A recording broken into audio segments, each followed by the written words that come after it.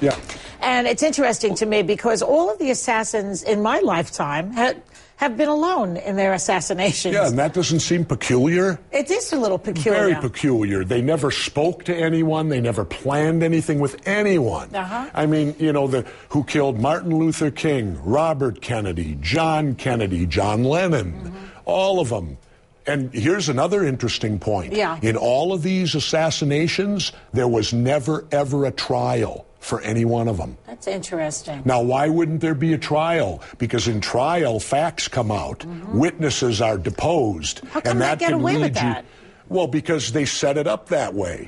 Well, it was easy with Oswald. They killed him 2 days later with Jack Ruby. Yeah, what do you think? See, I remember watching that when I was a kid. I wasn't that much of a kid, but still. They always say, where were you at the Kennedy assassination? Everybody knows how old you are. So I always say I was in utero.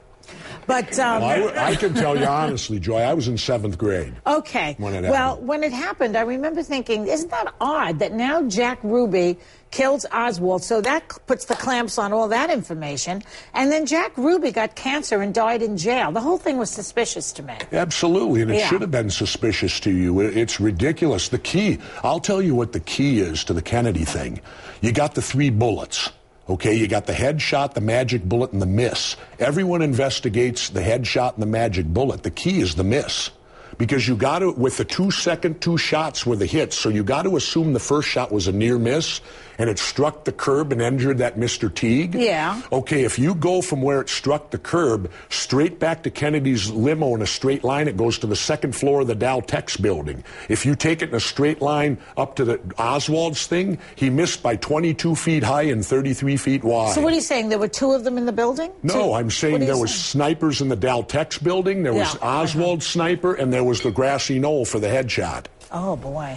I believe there were 3 shooter teams. The other thing that's interesting is you say all the assassins have a first, a middle, and a last name. Yep. Like Lee Harvey Oswald. Yeah, they teach us that. Lee Harvey Oswald, Mark David Chapman, James Earl Ray. Kathy Lee Gifford. Not quite.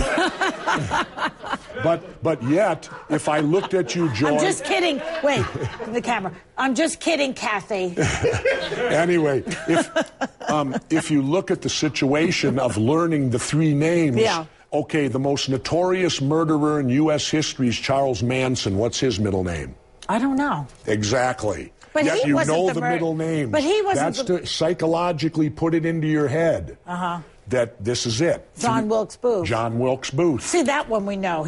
Somebody else was there. I mean, yeah. But see, it took all those years for people to come to that conclusion. Yeah. Or for people to expose that fact that he was not alone. And it still isn't being exposed, because my nephew was 15, and I asked him what he knew about the assassination of Abraham Lincoln. Yeah. He knew only John Wilkes Booth. Nobody told him that there were 8 people convicted, 4 people put to death, including the first woman. Exactly. Who knew all that stuff about Lincoln? He might have even been gay, Lincoln.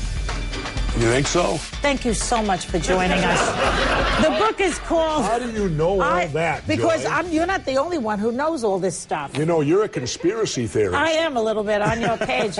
Okay, the book is called American Conspiracies. Buy it. Good night, everybody.